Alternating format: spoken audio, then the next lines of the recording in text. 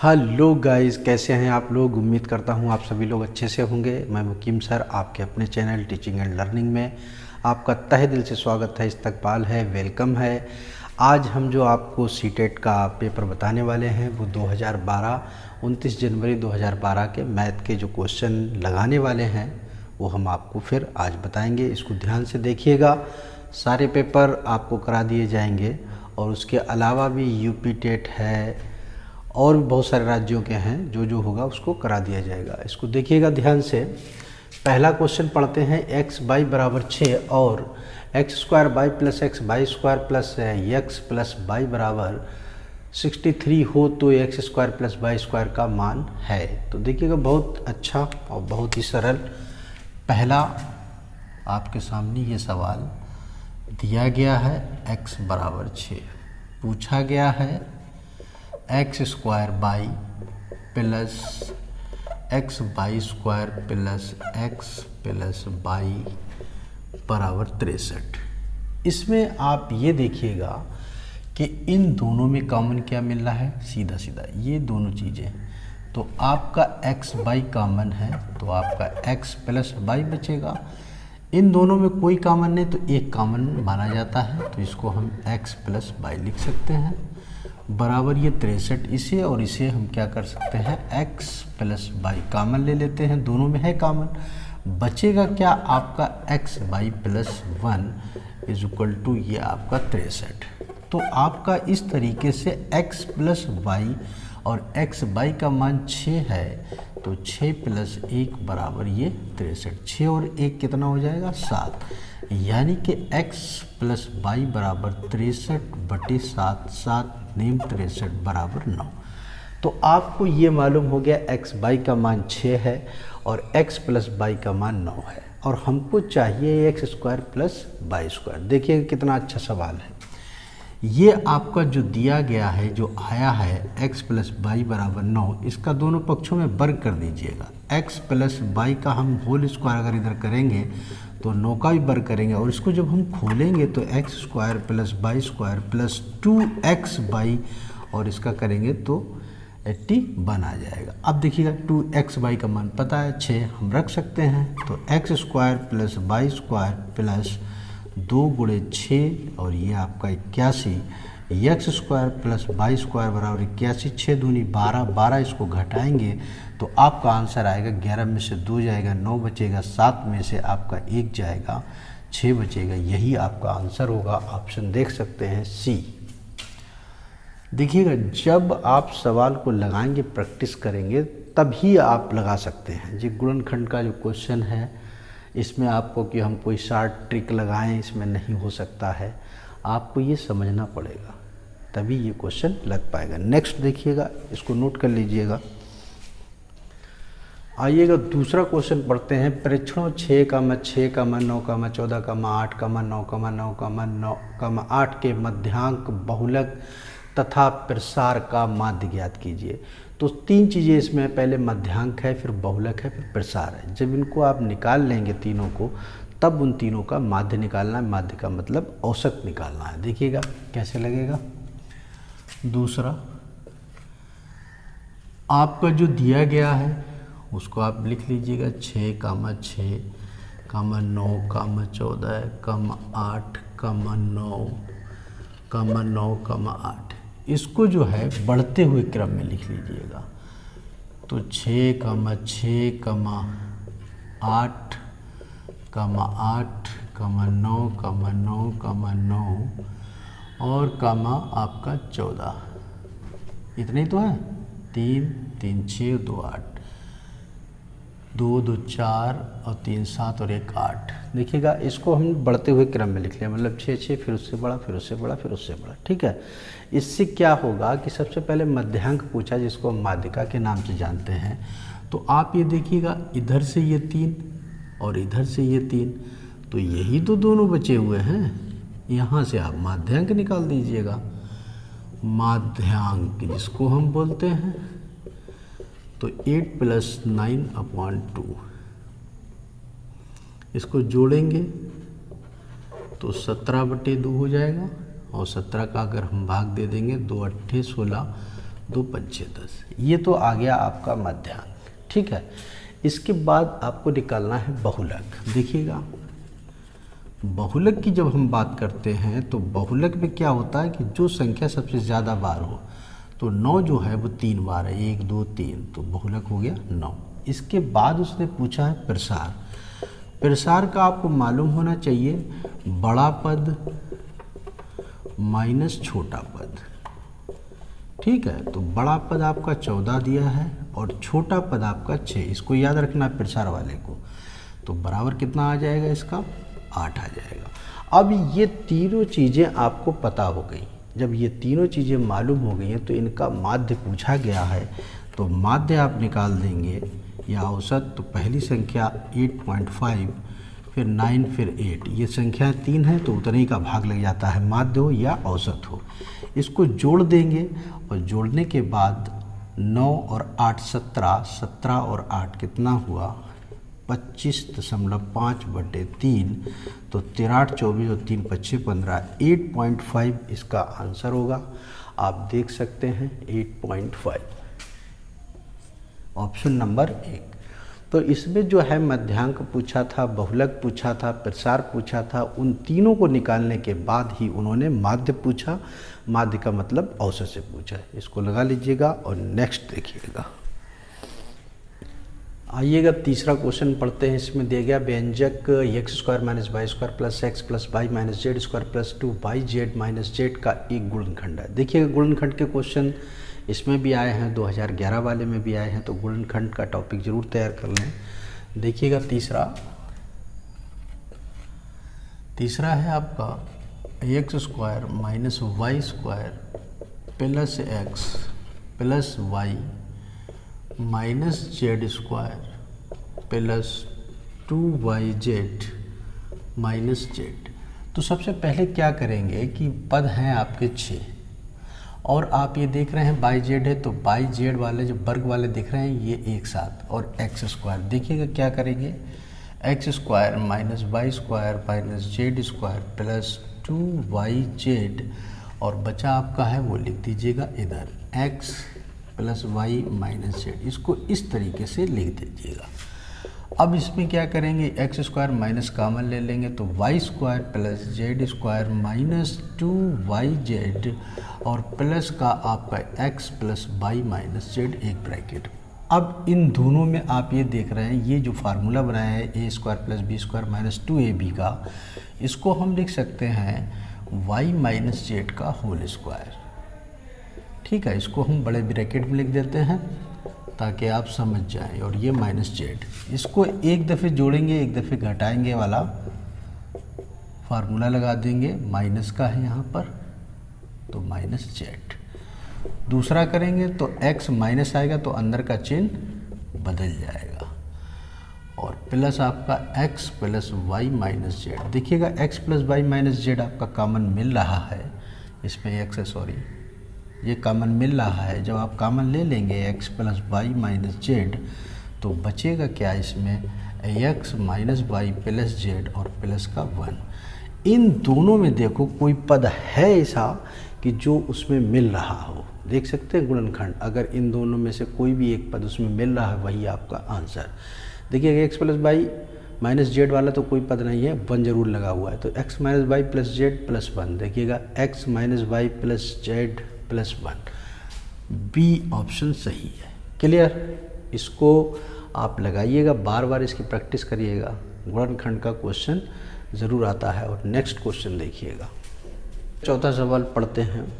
दो धनात्मक संख्याओं x और y व्युत्क्रमानुपाती हैं। यदि x में 10% की वृद्धि होती है तब y में कमी। ये जो प्रतिशत का जो पढ़ाया गया था टॉपिक, जो उसमें वीडियो पड़े हुए हैं, उसके कई सवाल इस तरीके के लगे हुए हैं। इसमें आप दो धनात्मक संख्याओं x और y का व्युत्क्रमानुपाती, मतलब व्युत्क्रमानुपाती करेंगे x और y का, तो आप समझ सकते हैं x इज प्रोपोर्शनल 1/y करेंगे, लेकिन उससे नहीं लगाना है आपको। आप इसको एक फार्मूला याद रखिएगा जो ट्रिक में आता है, और उससे आपका आसानी से ये क्वेश्चन लग जाएगा। वो ट्रिक क्या है, x/x प्लस 100 और गुणे 100। ये है आपका, ठीक है। अगर कमी की बात करता है तब तो इसमें अगर आप मान रख देंगे तो आपका आंसर आ जाएगा। और एक बात समझ लीजिएगा, अगर यदि x में 10% की वृद्धि तो कमी पूछ रहा है तब ये लगेगा, और बाई चांस अगर ये पूछ देता कि x में 10% की कमी तो वृद्धि बताओ, तो यहाँ पर माइनस हो जाता, 100 माइनस लिख देते हम उसको, तब भी आपका लग जाता। तो इसमें क्या करना है, तो आपको इस चीज़ को ध्यान रखना है, और जो चीज़ पूछी गई है वो आप लिख सकते हैं। तो y में कमी बराबर, ये फार्मूला ए लिख लीजिएगा क्योंकि उसमें एक्स वाई दिया गया है, ताकि दिक्कत ना हो आपको। तो आप कर सकते हैं, ए का मान कितना है 10, तो 10/10 + 100 और गुणे 100, ये आपका प्रतिशत हो गया। ये 10 × 100 बटे आपका 110, एक जीरो से एक जीरो कट गया, बराबर यह आपका 100/11 प्रतिशत, यही आपका आंसर है। देखिएगा ए, अगर आप बेस से लगाएंगे तो उससे ज़्यादा बड़ा थोड़ा लग जाएगा, तो उससे ना लगाते हुए, क्योंकि इसका वीडियो पड़े हुए हैं, आप उन सवालों को देखिएगा प्रतिशत में जाकर, और ये क्वेश्चन आपको मिलेगा, ठीक है। इसको नोट कर लीजिएगा और नेक्स्ट देखिएगा। हम क्वेश्चन पढ़ते हैं, वह छोटी से छोटी संख्या जो पूर्ण वर्ग हो तथा 10, 12, 15 तथा 18 से भी विभाज्य हो। तो देखिएगा, सबसे पहले पूर्ण वर्ग संख्या पूछी गई है, लेकिन 10, 12, 15, 18 से भी विभाज्य हो। देखिएगा तो क्या करेंगे आप, 5वां क्वेश्चन, 10, 12, 15, 18, आप लासा निकाल लीजिएगा। 2 करेंगे 5 आएगा, 6 आएगा, 15 इसे लिख दिया जाएगा, 9 आएगा। फिर एक बार 2 करेंगे तो ये आपका 3 आएगा, 15 आएगा, 9 आएगा। इसके बाद 3 का करेंगे तो आपका 3 एकम 3, 3 पछे 15, 3 तिरका 9। फिर आप 3 करेंगे तो 5 कामा 1 5 और ये 1 आ जाएगा। फिर आप 5 से करेंगे तो ये 1 1 1, ठीक। अब आप ये देखिएगा कि इसका आपस में जब हम गुणा करते हैं, 2 × 2 × 3 × 3 × 5, तो 2 दूनी 4 × 12 × 36 या 5 × 15 दूनी 30 और 30 का 6 में गुणा कर दिएगा, 6 × 18, तो यानी कि आपका 180 आया है।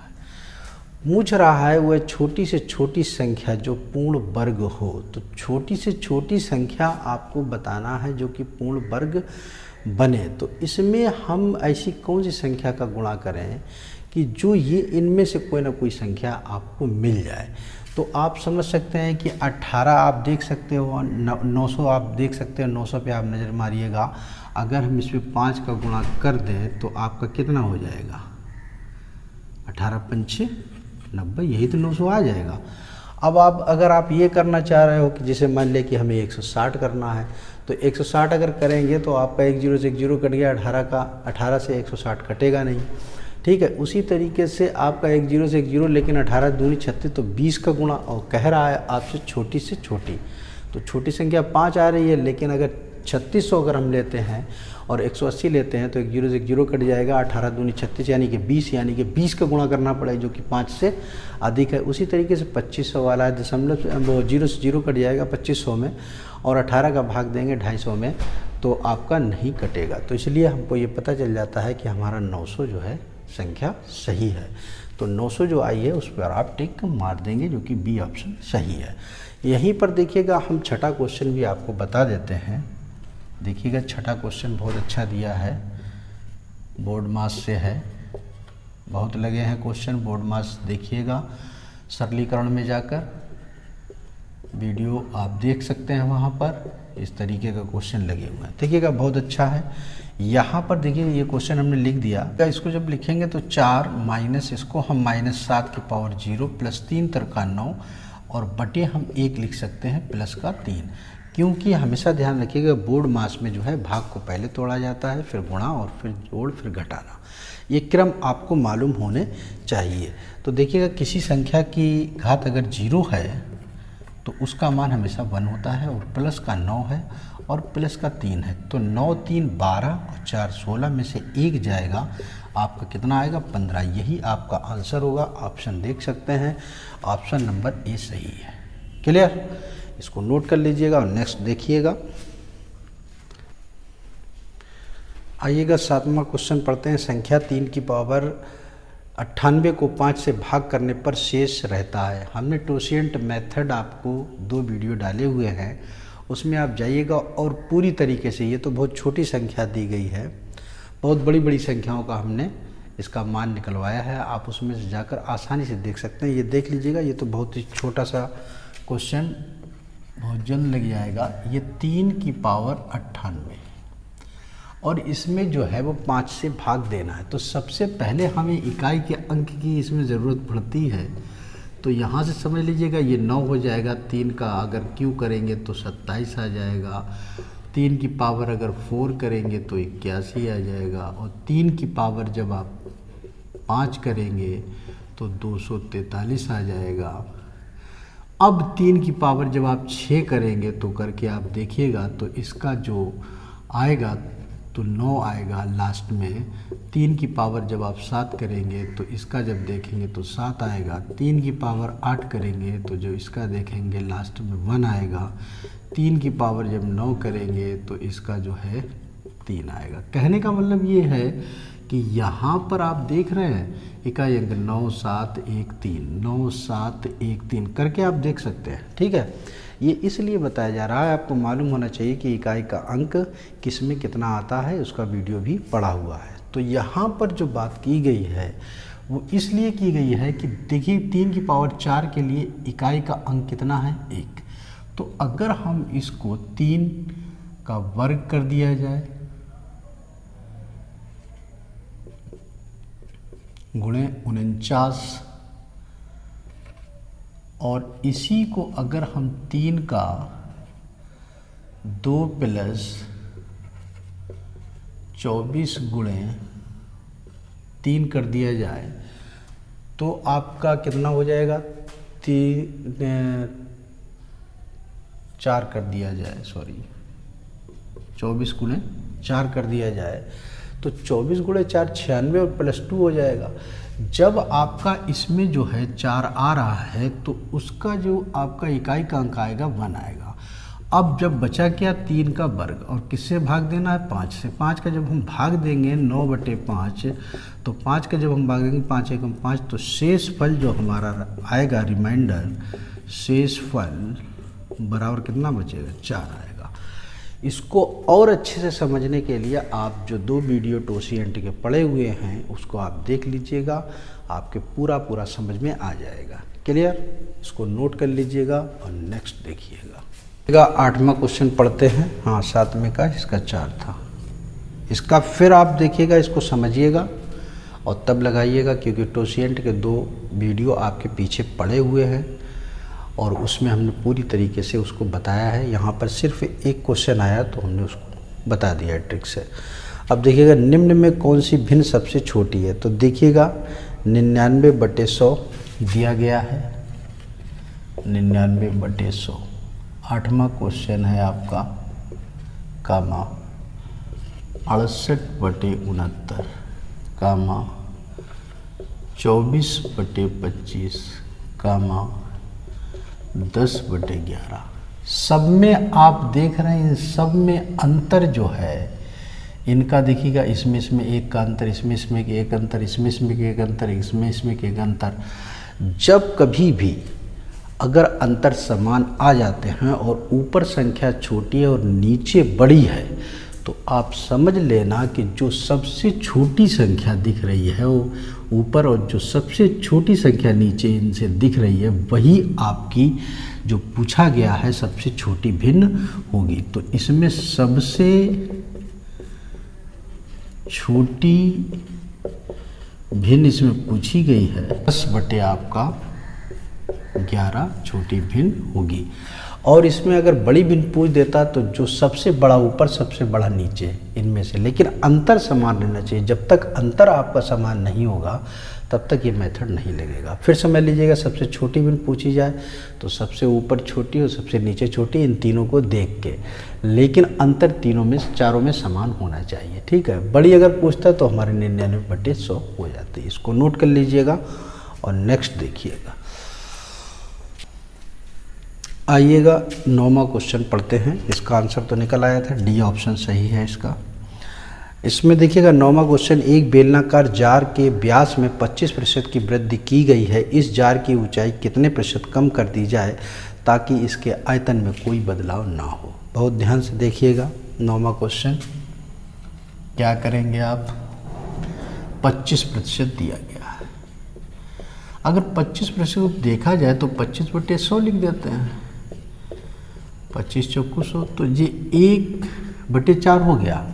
इन दोनों को अगर जोड़ दिया जाए तो 4 से 5 बनेगा।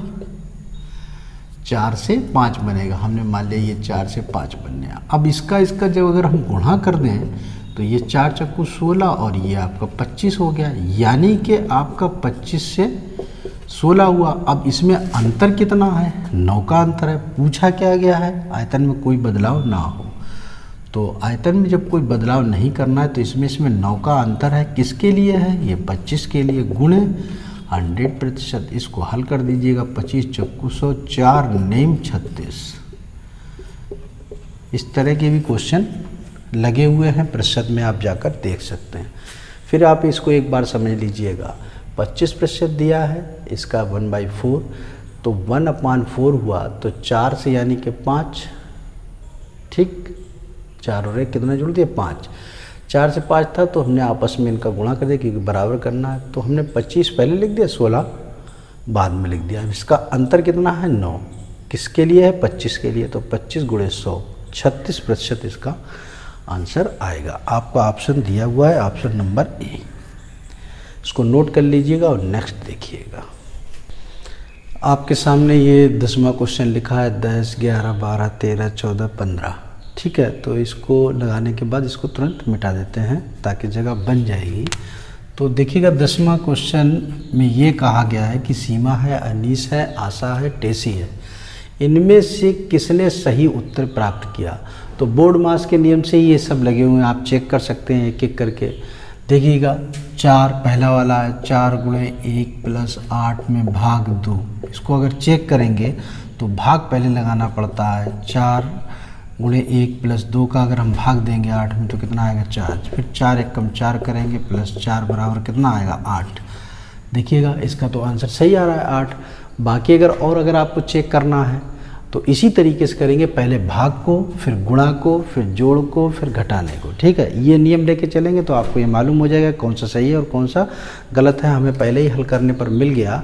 तो इसका ऑप्शन आप देख सकते हैं कि जो पहला वाला है वो कौन है, सीमा। तो यानी कि सीमा का सही है। अगर और भी चेक करना है, जैसे मान लिया कि अनीस का अगर चेक करना है तो सीमा का हो गया। अनीस का देखिएगा, चेक करके देख लेते हैं। एक तो आंसर तो आ गया, इसको हम सिर्फ बता दे रहे हैं। तो 6 + 4 में भाग ये 2 है और माइनस का 1 है। तो देखिएगा 6, पहले हम भाग वाला हल करेंगे तो 2 का भाग 4 में देंगे, कितना आएगा, 2 - 1। अब 6 और 2 8 में से गया कितना, 7। तो 7 तो नहीं आ रहा, गलत है ना। तो इसी तरीके से हम सारे चेक कर सकते हैं, उनमें से जो सही आ जाएगा वही आपका सही होगा। तो सीमा वाला सही मिल गया है क्योंकि बराबर 8 आ रहा है। ऑप्शन नंबर ए सही है। इसको नोट कर लीजिएगा और नेक्स्ट देखिएगा जल्दी से। आइए 11वां क्वेश्चन आपके सामने लिखा हुआ है। इसमें लिखा है, यदि मैंने संख्या 11 से 199 लिखी तो मैंने कितनी बार 2 लिखा। यानी कि 2 पूछ रहा है, वो कितनी बार आएगी। तो आप ये सोचिएगा कि 11 से 199, आइडिया समझ लीजिएगा। वैसे तो आप कर लेंगे क्योंकि 2 इसमें पता करना है कितना है। तो कैसे आपको लगाना है इसको ध्यान देखिएगा। सबसे पहले आपका 11 है, तो आप अगर जैसे मान लिया कि 11 अगर करते हैं तो 12 से चालू होगा। जैसे मान लिया 11 लिख दिया, आप करेंगे 12। फिर 12 के बाद आप जो लिखेंगे लाइन वो कितनी आएगी, 22। 22 से लाइन लिखेंगे तो फिर कितनी आएगी, 32। इसी तरीके से 3 4 करके वो चलता हुआ चला जाएगा, 9 आएगा और 2 आएगा। और इसके बाद जो है वो आपका इतना लिख सकते हैं। तो यहाँ पर देखिएगा 1 से लेकर 10 तक, तो 1 से लेकर 10 तक आपके ये 10 हो जाएंगे, ये वाले ये 10 हो जाएंगे, राइट। और एक ये कितना हुआ 11, तो आप एक जगह लिख लें यहाँ पर 11, ठीक। ये कौन सी लाइन ली गई 12, 22, 32 इस तरीके वाली कि ताकि 12, 22, 32 वाली। अब इसके बाद जैसे मान लिया कि आपका आता है 20 आ जाता है, तो 20 के बाद जब आप गिनेंगे, जैसे मान लीजिए ये 20 है और 20 आपने जब ले लिया तो 20 के बाद आपका 21 आएगा, फिर 22 आएगा, फिर 23 आएगा, फिर 24 आएगा। इस तरीके से जब आप लिखेंगे 25 आएगा, तो यहाँ जब हम ले जाएंगे तो यहाँ पर लगभग यहाँ पर 30 आएगा और यहाँ पर 29 आएगा। तो इस हिसाब से अगर जोड़ा जाए तो आपके 2 यहाँ से और 9 तक, ये 9 तक दिख रहा है, तो 2 अगर यहाँ से यहाँ तक अगर हम जोड़ेंगे तो आपका ये तो 10 तो ये हो गया और 2 पहले से है, आपका 22 दिख रहा है। लेकिन हम इसको 22 को जो है पहले से ही जोड़ चुके हैं, तो हमें कौन सी संख्या नहीं लेना है, 22 वाली संख्या नहीं लेना है। तो हमें कौन सा लेना है 1, 2, 3, 4, 5, आगे आएगा 5 के बाद यहाँ पर 6 के साथ आएगा, 6 हो गया, 7 हो गया, 8 हो गया और ये 9। तो आपका यहाँ से देख रहे हैं 1, 2, 3, 4, 5, 6, 7, 8, 9। अब इसमें जो संख्या जो आपकी दिख रही है 9, तो इसको हमने +9 लगा दिया उस हिसाब से। तो 22 वाली गिनती तो आपकी हो चुकी है, क्योंकि ये 10 जो था आपका यहाँ तक 10 जो आया है और एक ये तो 11 हो गया। और उस हिसाब से अगर हम 20 में जाते हैं तो 20 के बाद 21, 22, 22 को क्योंकि लेना नहीं है क्योंकि हम 22 ले चुके थे, तो इसलिए 9 हो गया। अब इसके बाद जैसे मान लें कि अगर अभी 102 आपका आता है तो 102 लिखेंगे, फिर आप 102 लिखने के बाद 112 लिखेंगे, तो 112 के बाद आप कितना लिखेंगे, 102 आप लिख चुके थे ना, तो अब 112 से चालू कर दीजिएगा। तो 112 से जब लिखेंगे तो आपका कितना आएगा 122 आएगा, फिर आपका 123 आएगा, 132 आएगा, तो 12, 13, 14 हो जाएगा, 15 हो जाएगा, 16 हो जाएगा, 17 हो जाएगा, 18 हो जाएगा, 19 हो जाएगा। और इन सब के आगे 22 लिख देंगे। जब 22 लिख देंगे तो 1, 2, 3, 4, 5, 6, 7, 8, 9 और एक ये वाला कितना हो गया 10। तो ये 192 तक का आपका 10 आया है, तो यहाँ पर हम 10 लिख देते हैं। चलिए 192 तक का 10 हो गया। अब इसके बाद जो आपका बचा हुआ है, अब हमें देखना है 11 से 199 में अब हमारी कौन सी लाइन जो है वो छूट रही है, उसको कैसे करेंगे। तो देखिएगा 120 कौन सी रह गई है 120। देखिएगा इसमें कहीं 120 का है नहीं है, तो 120 का जब हम करेंगे तो 121 आएगा, 122 आएगा, 123 आएगा, 124 आएगा, 125 आएगा, 126 आएगा, 127 आएगा, 128 आएगा, 129 आएगा। तो इसमें से आप 122 ले चुके हैं। क्लियर। जब 122 आपने ले लिया, अब आप गिन लीजिएगा 1, 2, 3, 4, 5, 6, 7, 8, 9, तो प्लस फिर 9 लगा दीजिएगा।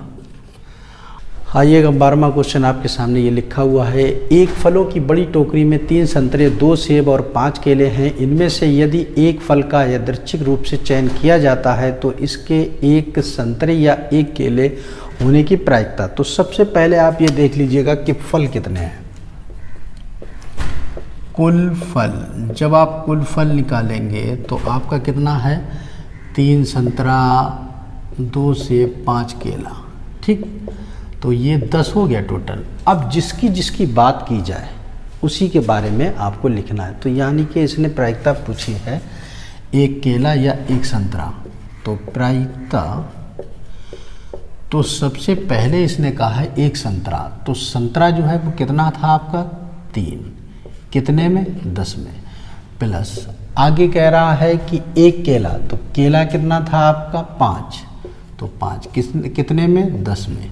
इनको हल कर दीजिएगा, वही आपका आंसर 5, 3 कितना हो जाएगा 8, 2 चाकू 8, 2 पंचे 10, यानी कि 4/5। देखिएगा 4/5 आपका आंसर, ऑप्शन नंबर सी सही है। इसको नोट कर लीजिएगा। नेक्स्ट देखिएगा, आइएगा 13वां क्वेश्चन आपके सामने,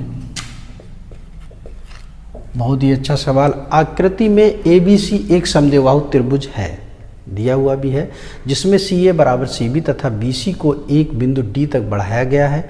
यदि CE और लंब का निशान आपका BC इस प्रकार है कि कोण D बराबर 1/2 कोण E बराबर 1/2 कोण A, तो कोण ACD की माप ज्ञात कीजिएगा। ये जो निशान लगा है इसका मतलब ये है यहाँ पर 90 डिग्री का कोण बनना है, किसमें, CE और BC। तो देखिएगा CE, ये CE देख रहे हैं, और BC, ठीक है, BC पर 90 डिग्री बनना है, उसका ये निशान दिया गया। अब देखिएगा ये लगेगा कैसे, किस तरीके से, पहले आप समझ लीजिएगा अच्छे तरीके से। ये आपका समद्विबाहु त्रिभुज है, राइट, जैसा दिया है वैसे ही हमने इसको बना दिया।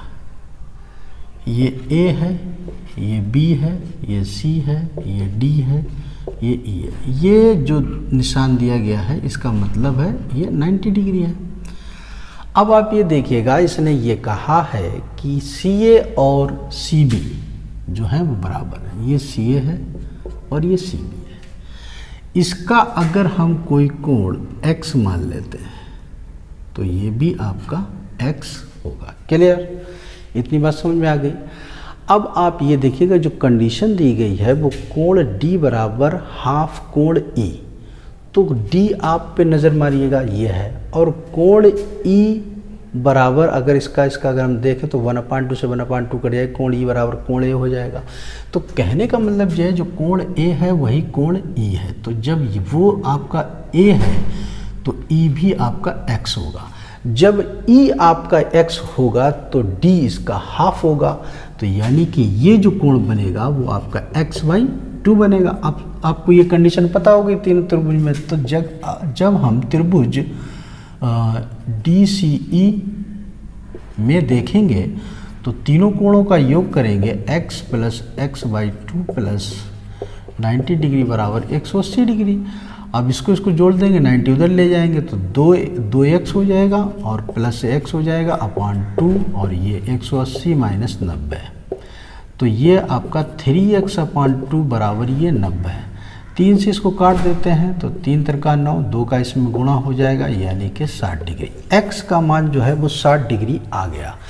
तो ये जब 60 डिग्री है तो ये 30 है, ये 60, ये 30, x का मान 60 डिग्री आ गया। उसने जो पूछा है वो पूछा है कोण ACD। जब कोण ये 60 डिग्री आ गया, ये आपका 60 डिग्री हो जाएगा, ये भी आपका 60 डिग्री हो जाएगा। तो जब ये 60 के हैं तो 6 और 6 12, 120 हो गया। होता कितना है, 180 डिग्री। तो ये वाला कोण कितने डिग्री का बनेगा, 60 का ही तो बनेगा, ये 60 का ही तो बनेगा, 60 डिग्री। जब ये 60 डिग्री का बनेगा तो ये वाला जो कोण पूछा गया है तो पूरा ये 180 डिग्री का होता है। तो 180 में से 60 घटा देंगे तो कितना आ जाएगा, 120 डिग्री। यही हमारा आंसर होगा। यानी कि आंसर जो आएगा आपका वो 180 - 60 बराबर 120 डिग्री, यही आपका आंसर होगा। ऑप्शन आप देख सकते हैं ए सही है। क्लियर, फिर इसको एक बार समझ लीजिएगा। देखिएगा कोण E और कोण A बराबर है। जो A होगा वो E होगा, E जो है वो D का आधा। जो देखिएगा आधा हो जाए, क्योंकि कोण D बराबर 1/2 कोण E के। अगर इसका इससे गुणा करेंगे तभी तो होगा। E का मान कितना है आपका, 60 डिग्री। ठीक है, इसको नोट कर लीजिएगा। नेक्स्ट देखिएगा, आइएगा नेक्स्ट क्वेश्चन आपके सामने ये लिखा हुआ संख्याएं दी गई हैं, इनमें से पूछा गया है कि इस संख्या के बराबर नहीं है, मतलब नहीं है, जो है उसको छोड़ देना है, जो ना मिले उसी को लेना है। तो देखिएगा 14वां बहुत ही अच्छा है, थोड़ी सी कैलकुलेशन का है मामला। देखिएगा 3.75 और गुणे 10⁻⁻7। तो आप ये देखें कि 3.75 है, और जब हम इसको लिखेंगे तो 0.00000 और 1, 1 2 3 4 5 6 7 इसके हिसाब से। और जब हम मिलाएंगे तो हम अगर इसके साथ लिखेंगे तो 3, 7, 5, ये 7 अंक है, ये 2 अंक 9 अंक बाद लगेगी तो 3 अंक लग गया, 4, 5, 6, 7, 8, 9। तो एक तो ये आंसर इसका, तो इसका मतलब ये है कि ये बराबर मिल रहा है। तो देखिएगा 6 जीरो है, 3, 7, 5, ये तो मिल रहा है, इससे कोई मतलब नहीं। दूसरा देखेंगे इसी तरीके से, दूसरा क्या है, 3 सही 3/4, 4 3 12 और 3 कितना हो जाएगा 15/4 और गुणे कितना है 10 की पावर -7। इसको पहले 4 से आप भाग दीजिएगा, 4 चक्कू 16 हो जाएगा, और सॉरी 4 3 12 और बच्चा कितना 4 7 28, 4 5 20। अब देखिएगा यही कंडीशन बनी इसकी, और गुणे 10 की पावर -7, तो यानी कि ये भी यही इसी के ही बराबर आएगा जो अभी आपने ऊपर मान लिखा था 0 0 0 0 0 3 7 5। देखिएगा हूबहू यही चीज़ आई है ना, तो वैसे लिख दीजिएगा, तो ये भी नहीं होगा भाई आपका। अगला देखते हैं 300 कितना है 375 गुणे 10 की पावर 9। अब देखिएगा कि 9 अंक बाद लगाना है, तो देखिएगा 5 7 3 1 2 3 4 5 6, ये भी बराबर है। ये तीनों जो हैं बिल्कुल सही पाए गए हैं इसके हिसाब से, लेकिन ये कह रहा है कि बराबर नहीं है। लास्ट वाला आप देख लीजिएगा 3/8 है और गुणे 10 की पावर -7 है। इसका जब हम भाग देंगे तो 0 पहले लग जाएगा, दशमलव 8 3 24 हो जाएगा, 8 7 56 हो जाएगा, 8 5 40 गुणे 10 की पावर -7। तो इसका मतलब ये है कि 10 की पावर -7 जब आप लिखेंगे तो पहले तो इसे इस तरीके से लिख देते हैं 0 0 0 0 0, ये 7 अंक बाद हो गया। लेकिन 3 और 7 10, तो जब 10 अंक की बात होएगी तो 0 0 0 0 0 0 3 4 7 और 3 7 5, ये देखिए कि ये 10 अंक, लेकिन ये बराबर नहीं है। क्यों नहीं है? क्योंकि यहाँ पर देख रहे 7 जीरो हैं और 3 ये लगा, इनमें सब में 6 जीरो हैं और 3 7 5 है, 1 जीरो इसमें बढ़ती हुई आ रही है, तो ये बराबर नहीं मिल रहा है। तो यही आपका ऑप्शन सही होगा। वहाँ पर जब भी आपको इस तरीके का क्वेश्चन लगाना है तो बहुत ही ध्यान से और बहुत ही संभाल के, ये नहीं कि जल्दी देखा कि हो गया जरा में एकदम गलती हो जाएगी। ये हमने आपको पूरा ब्यौरा समझाया है, जो इसको ध्यान से समझ लीजिएगा। और जब भी इस तरीके का क्वेश्चन है तो बहुत ही सरल तरीके से और बहुत ही दिमाग को कूल करके लगाइएगा, एकदम गलत हो जाता है। ठीक है, इसको नोट कर लीजिएगा। नेक्स्ट देखिएगा, आइएगा 15वां क्वेश्चन आपके सामने लिखा हुआ है कि n संख्याएं दी गई हैं जहां n is greater than 1, n बड़ा है 1 से, और जिनमें से एक संख्या 1 - 1/n है तथा शेष सभी एक ही हैं। इन n संख्याओं का माध्य पूछा है। तो देखिएगा, आपको ध्यान से देखना, देखें एक ही है 15वां, 1 मिनट,